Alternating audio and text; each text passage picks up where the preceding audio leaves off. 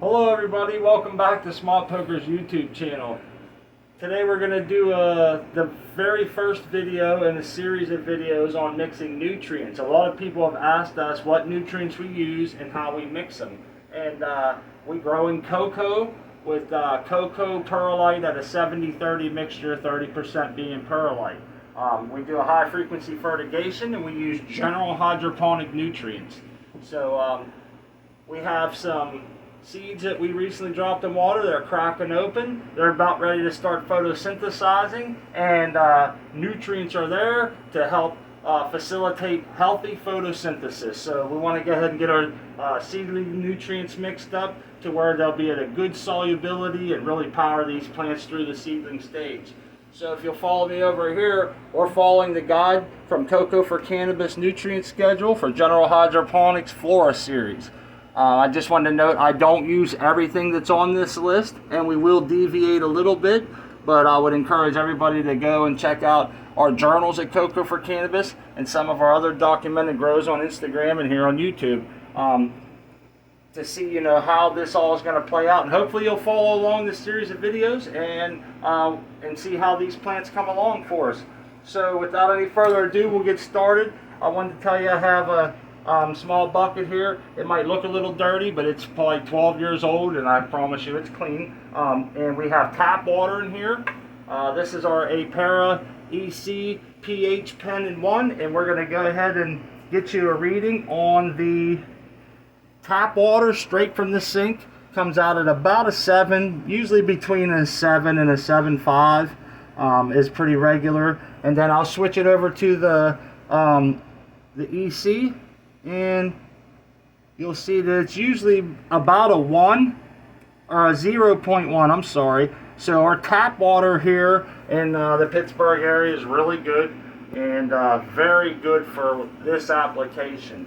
So I just want to say that this is tap water. This is not reverse osmosis water or any other kind of water that we bought. It comes straight from the sink. And so with the seedling mix, as we can see here, there's no Armor side. That is potassium silicate that we use, and on our seedling stage there's 0. So we'll start with our CalMag, and these are milliliters per gallon is what we will be referencing the whole way through this.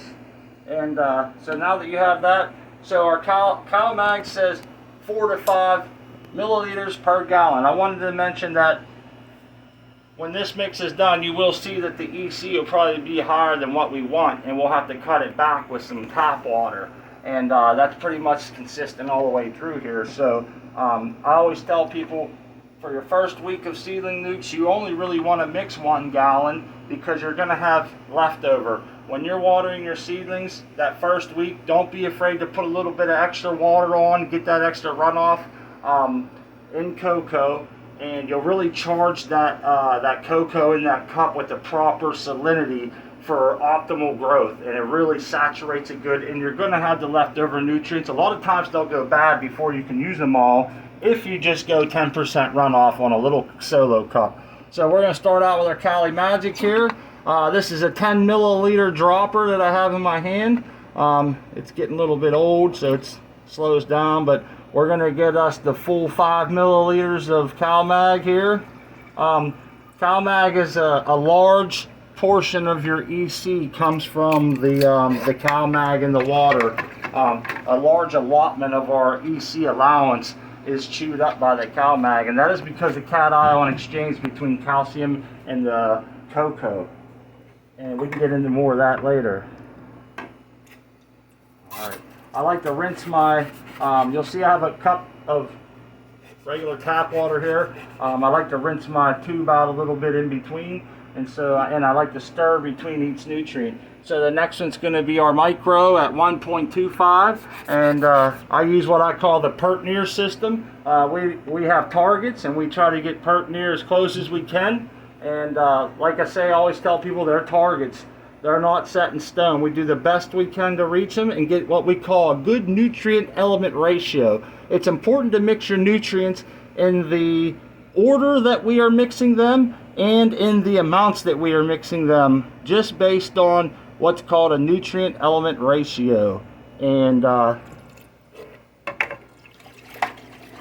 The reason we do the nutrient element ratio and take it so seriously is because what happens is too much of one nutrient can become what's known as antagonistic, and it will block other nutrients from working. Some people will then think that they have a deficiency and start adding more, even exacerbating the problem further. So it's important to keep that nutrient element right on. All right, next up is our grow, and it's a 0.6. Now, that's not an easy one to get when you have a 10 milliliter dropper. So I just try to get, you know, less than 1, as close as I can, between half and 1. And it doesn't take much here.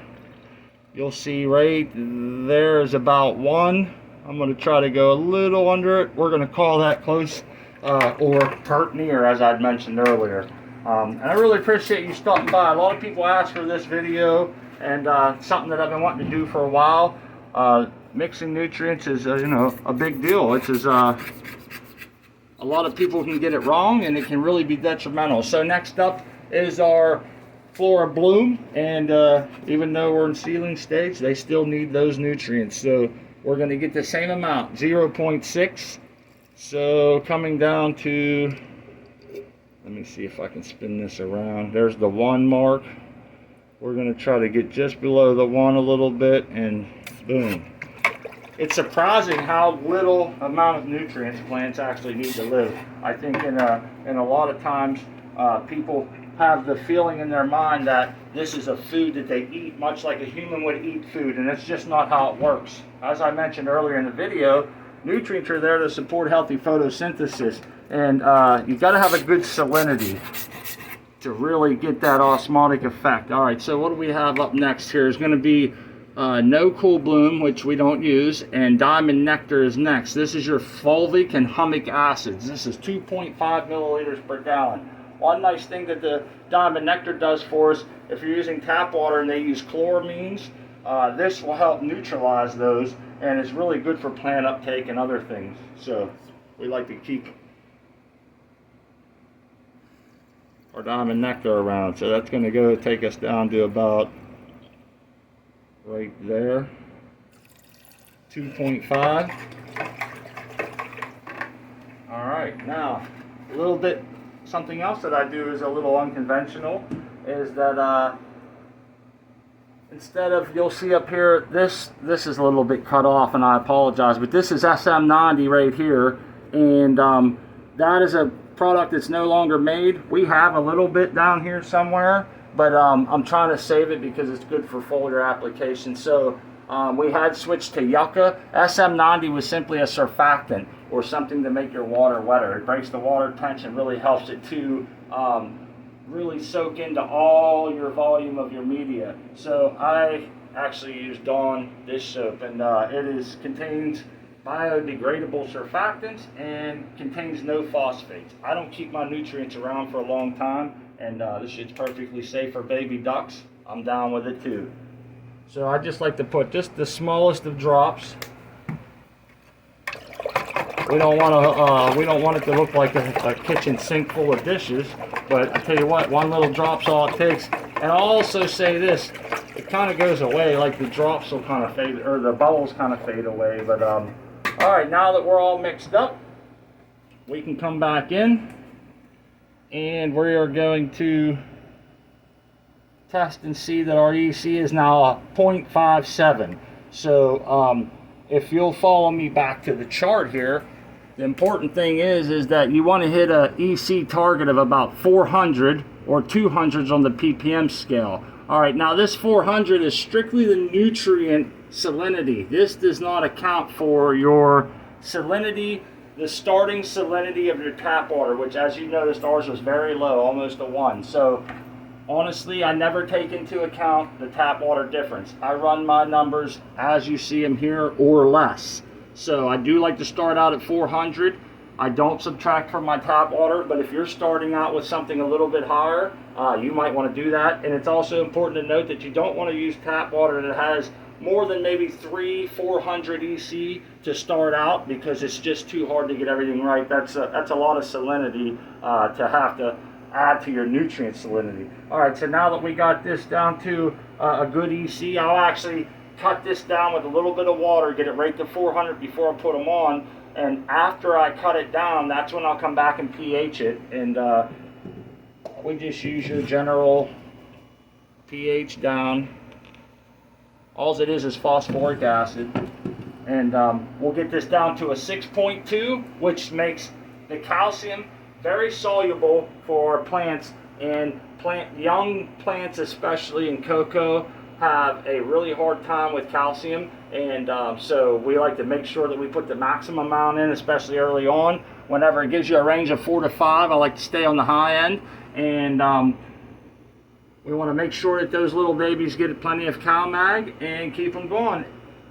We'd also like to invite you back for the next round of veg mixing, and we're also going to do what we like to use as a CalMag foliar spray, especially for the youngins if they get the CalMag ripple in that. But we'll go ahead and talk about that on the next one. We're glad you showed up today to see the seedling mix. As always, my beautiful wife, Crispy Wannabe, is behind the camera, and I couldn't do any of this without her. I thank her so much, and both of us send grower love your way. Have a great one. Grower love, everyone.